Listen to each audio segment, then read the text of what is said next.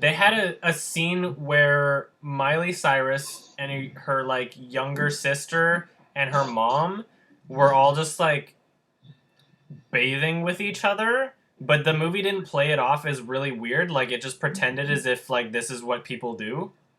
And it was like the weirdest scene to watch. I'm like, why are they all naked or like right now?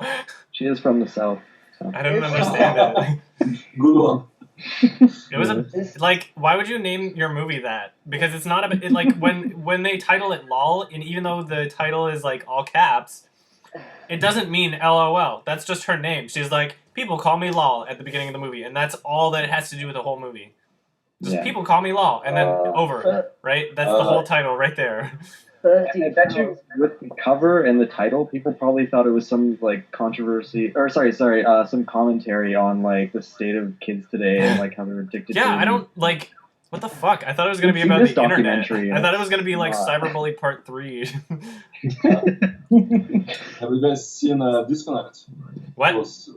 Disconnect. Oh no. It was like, it was like advertised like this movie about our generation, the media generation, Facebook generation and stuff. Is it like a narrative or documentary or what? No, it wasn't like a documentary. It was a fictional film, but it wasn't. It was badly advertised. Falsely advertised, in my opinion, because I expected something completely different. And it was just like this lame drama with people that was just all over the place. It had nothing to do with Facebook and social media and stuff like this. It's just false advertising. I hate when movies do that. Just reading that comment on the side, I would totally watch the sequel if it was called Top Lel. If she was like, my name's Lal, but people call me Top Lel. Am I the only one besides Adam who actually watched Holy Mountain? I've seen it. Yeah, no, I did. I've seen it, but I don't really want to comment on it. If people subscribe to my channel, I hope that they watch The Holy Mountain, because I talk about it all the time. I just don't get, the main point of it. I don't know. The main point of it? The main points of it is the message, right? It's not. There's no. It's not like Upstream Color where things are like actually happening. Whenever there's something like the fucking woman sitting on the super tall toilet, I'm not gonna like break that down and be like, well, the tall toilet is supposed to represent her like height over other classes of people, and this is supposed I'm not gonna break it down like that, but a lot of it is just simply there to represent absurdity and to sort of make you think twice about all these things that we take for granted, and to make you look at everything that is current in present day life back in the 60s and 70s and still present today, and all the things we do, and it's supposed to make you think, Jesus Christ, this is actually retarded. Like, you're supposed to, the point of the movie is to make you look at all of these things that have become a normality and make you realize that it's absurd. And that's what I get out of the movie anyway. When first watching it, I didn't know what to make of it. At first, I realized there's like some Jesus symbolism and stuff like that. But I really started to understand what the movie. I didn't understand it, but I really started to get a grasp on what it was trying to do and say. When it got to the Spanish Toad scene, and the one scene I really liked, and this is all by the beginning, when he has the mold sculpture of Jesus and he brings it in to that church, and there's the priest in bed with another Jesus, and he flips out because he brings his in. That says a lot, and I was like, okay, now I know where this movie's coming from. At least it's really trying to say something. There's a lot that you can interpret in terms of like the statements on religion, politics, and social life and self-image, and the movie says so fucking much about like everything. Like, it addresses nearly like every issue, and it's so true, and it's so timeless, and that's why I love the movie so much, is because it's not something like, the reason why I hated the symbolism in Only God Forgives is because it's like, what do you get out of that movie? You can name like 3 things, like, he's God, right? The one character is God, and then the Ryan Gosling could have been raped as a child. Like, there's not much to be able to interpret out of it, where the Holy Mountain is like every single second it's making a statement, whether or not it's like a new statement or just doubling down on the statement that it was making. but it's saying something throughout the movie, and it's an hour and a half of like everything that's there has some sort of intent, whether or not it's just to make you feel uncomfortable, whether or not it's supposed to be visually stimulating, or whether or not it's supposed to, you know, make you think about your own life, make you think about, like, watching that movie enough times especially, another thing that really adds to it is the soundtrack. I think it's one of the best soundtracks of any movie, and Jodorowsky also composed the music for that. And knowing each song as it's coming up also really helps in the sort of what type of emotions you're supposed to be getting from the scene. And once you watch it a few times and you understand everything that's going to happen in the scene and you get the music in your head at the same time, it really adds to the experience, I think. That whole thing about dying and achieving immortality in that way is kind of contradictory, I think. Yeah, well, so? If you use formal logic at least. Because, yeah, you can be immortal and be dead at the same time. Well, that's the point, like, is that they're talking about immortality, and they're using a couple different definitions towards it. And the point is, by the end of the movie, that you're supposed to realize that being immortal and not living is the same thing as saying there's no way to possibly achieve immortality, right? To be able to survive your own death is to strip away everything that makes you alive. And it's just supposed to be the final, like, nail in the coffin, that everything that they've been working towards, this entire goal that they've had through since the whole second part of the film, that's the answer to it. Another way I kind of look at the ending is even though some might get that you're supposed to find solace in it, like I said, there's also a sense of, like, forebodingness. I don't know how to... I just fucked up English, but the very last line in the film where he's like, zoom back camera, and he explains, this is not reality, this is a film. And then he says, we must not stay here, real life awaits us. And what I take away from that is, like, that possibly he's trying to say, like, if you don't pay attention to what's in this film, this is where society is headed. Because it's not just a commentary on today, it's an exaggerated commentary, meaning that it's supposed to be dystopian, and that even though it doesn't address what year it is, it's clearly like, this is today, but out of hand if nobody does anything about it, you know? Yeah, that was, like, the one part that I liked, where it was like it was trying to bridge the gap or reach through, like, the screen. Because, like, how many times do you watch a movie and you're like, wow, that was really inspirational, but you never emulate what you just watched, or you never actually do anything about it. I'm wondering if you just trying to change the way you think. Mm-hmm. It's my favorite movie. I love it. The more I'm talking about it right now, it's just like, I want to see it again. I've still yet to see any other film by Michelle Haneke other than Amour or Amar. I don't know how it's pronounced, but Amour. I probably need to get around to that at some point. All of his movies are great. Everybody started laughing when he got on stage and started talking. Really? And that was really odd. Yeah. I didn't see the Oscars acceptance. That fake. I should watch it. Pretty funny. No. Or not everybody. I'm not saying in the crowd, but you could hear giggles. Just because of his I was with accent, a crowd. Yeah, and then I was with a crowd of people, and they were all laughing. Like, it was the funniest thing they've ever heard. God damn it. Yeah, I know. You can't catch a break. Like... Maybe that's why he didn't release the Blu-ray here. They laughed at me. Fuck you. I just won an Oscar. Goodbye. Did you know that the animation studio that made Life of Pi went bankrupt? What? Yeah, they went bankrupt, and not only did they go bankrupt, but they actually, the people on stage, you can watch their acceptance speech on YouTube for the Life of Pi thing.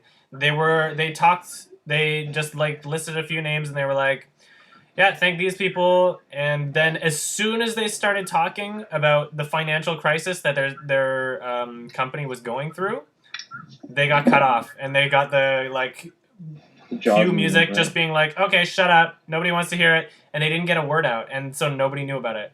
But they started talking, they're like, we've actually, with this company, blah, blah, blah, and then it was like, bada, bada, and they just cut out their mic. Because when studios, like, they're obviously a super talented computer animation studio, but Yeah. the actual like studios, they don't pay them much money. They were making like basically no money off of it. They get paid a flat fee, right? They're like, pay you this much to make this, and they don't make royalties off of it. So it doesn't matter how much Life of Pi, how much money Life of Pi makes. They're not going to make any more money either way. And so their company went bankrupt. Great. Thanks, studios. I always have such wonderful things to say about movie studios. They're just so good at Holy maintaining fuck, it won art. it won 4 Oscars, which is quite insane. No, yeah, the visual effects in Life of Pi were great. The tiger had real balls. I searched the letters YMS into YouTube, and I wanted to see how my videos were organized in relevance, because like obviously it wasn't just like whatever had the most views, although that did play a factor. And so I went back like I only went like a page or two, like 2 or 3, and there was like Ocean State Gang, OSG, YMS, something something. I was like, what? And then I clicked on it, and I'm like, I don't know if they know what YMS means, or like I tried searching to figure out like what is the street version of YMS, like what do they think it means, because they don't explain it in the song. And the closest I could come, like very few search results came up, and it was just like YOLO Mage swag. That's like the closest thing that I can think would be. That is the greatest thing ever. But I'd like to think that it was just about me. You know? You've mentioned 28 Days Later in the Walking Dead review. I did. What do you think about the film, though? I really like it. I've been hesitant to rewatch it because film quality has gotten so much better, and it's funny like watching everybody like bash it on Blu-ray websites or torrent sites, being like, "This is the shittiest rip ever," but nobody understands that. How it was shot. Yeah, it was shot in digital back when digital was not an alternative but a stylistic choice. Like Danny Boyle wanted it to look cheap and rugged and urban. He did like, it wasn't because digital was like an actual alternative to film. It was just because like, I'll just have it in shitty quality and it'll give it some style. So whenever people watch this movie, they're like, why are there so many pixels? It's because he made a fucking digital camera movie that got released in 2003. I think it's way more expensive.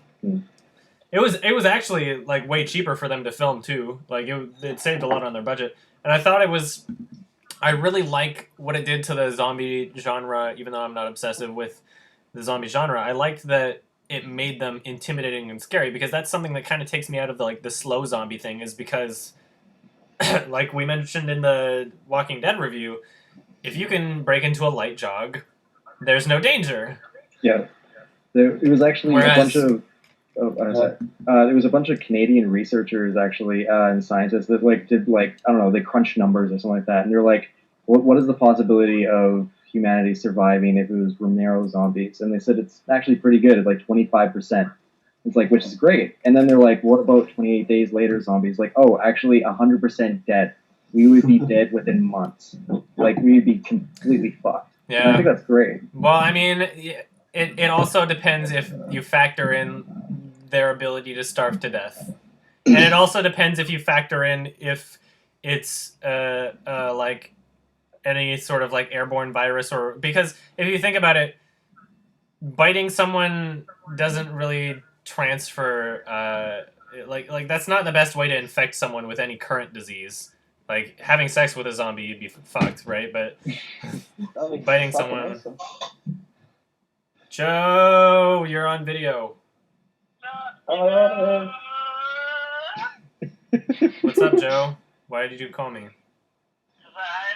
waiting to pick up Erica, but she's not off for like another 10 minutes. And You want to come over?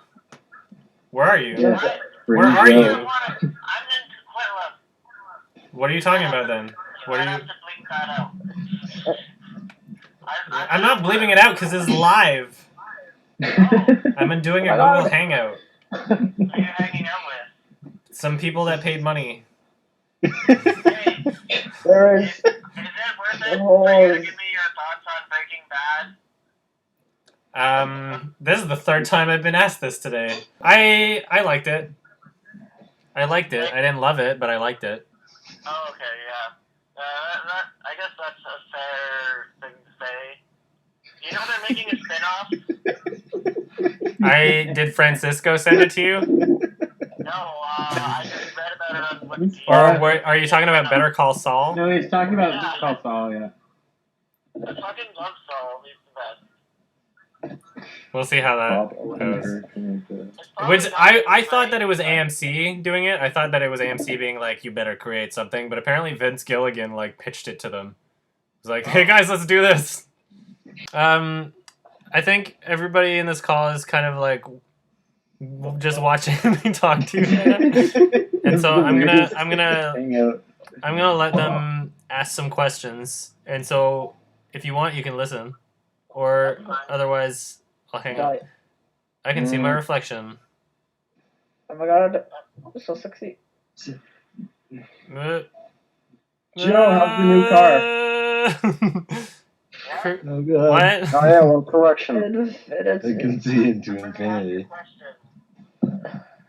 Somebody ask a question. Penis. Correct Oh, on the this. correction. How Sorry. much wood could a woodchuck chuck if a woodchuck could chuck wood? Woodchuck, fuck you. What's a movie that you and so Adam and Joe? What's a movie that you completely disagree on, I think polar opposite? Joe, what movie do I disagree with you on? I'm sure you hate a lot of movies that I like. Fuck, that's a good question. Do I hate a lot of movies that you like? I just want to hear like Michael, elusive then like you few can examples. definitely go on and on about aliens, but you're not Michael, so. I think Joe and I although we don't watch or like absolutely love the same things, I'm pretty sure our tastes are like at least understanding. So that like something that he'd love would be something that I'd be like, it's good. Okay, that's enough time. Okay. Alright, thank you. All right, I love you, Bye, Joe. bye, Joe. Bye. Everybody, Yeah. everybody loves You're Joe. good, man.